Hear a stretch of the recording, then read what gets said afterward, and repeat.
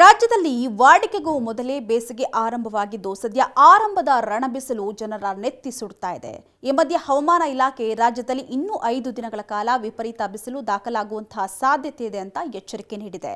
ಹೌದು, ರಾಜ್ಯದ ಉತ್ತರ ಒಳನಾಡು, ದಕ್ಷಿಣ ಒಳನಾಡು, ಕರಾವಳಿ ಹಾಗೂ ಬೆಂಗಳೂರಿನಲ್ಲಿ ಬಿಸಿಲಿನ ಪ್ರಮಾಣ ದಾಖಲೆ ಬರೀತಾ ಇದೆ. ಅದರಲ್ಲಿ ಉತ್ತರ ಕರ್ನಾಟಕದ ಜಿಲ್ಲೆಗಳಾದ ಬೆಳಗಾವಿ, ಬಾಗಲಕೋಟೆ, ಕಲಬುರಗಿ, ರಾಯಚೂರು, ಬಳ್ಳಾರಿ ಸೇರಿದಂತೆ ಹಲವು ಜಿಲ್ಲೆಗಳಲ್ಲಿ 35 ಡಿಗ್ರಿ ಬಿಸಿಲು ಕಂಡು ಬರ್ತಾ ಇದ್ದು ಮುಂದಿನ ದಿನಗಳಲ್ಲಿ ಈ ಬಿಸಿಲು 3 ರಿಂದ 4 ಡಿಗ್ರಿ ಸೆಲ್ಸಿಯಸ್ ಹೆಚ್ಚಾಗುವಂತಹ ಸಾಧ್ಯತೆ ಇದೆಯಂತೆ.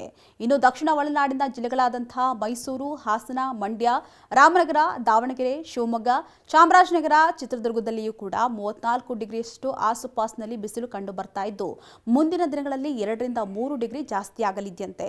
ಇನ್ನು ಕರಾವಳಿ ಭಾಗದ ಉತ್ತರ ಕನ್ನಡ, ಕಾರವಾರ ಸೇರಿದಂತೆ ಹಲವೆಡೆ 36 ಡಿಗ್ರಿ ಸೆಲ್ಸಿಯಸ್ ಬಿಸಿಲು ಕಂಡು ಬರ್ತಾ ಇದ್ದು ಮುಂದಿನ ದಿನಗಳಲ್ಲಿ 2 ರಿಂದ 3 ಡಿಗ್ರಿ ಜಾಸ್ತಿ ಆಗಲಿದ್ದಂತೆ.